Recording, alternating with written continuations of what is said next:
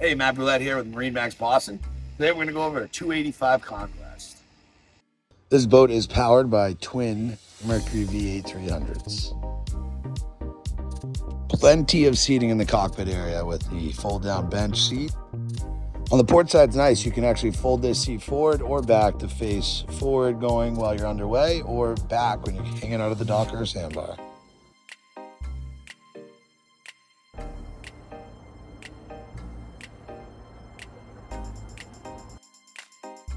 It comes equipped with a digital throttle shift from Mercury and also the joystick. It's got one 16-inch screen from Simrad, does the trick. Go down below, you get the little galley on the port side. You can fold down that table so you can make a double berth. You also have the opportunity to make a twin berth at the rear of the boat.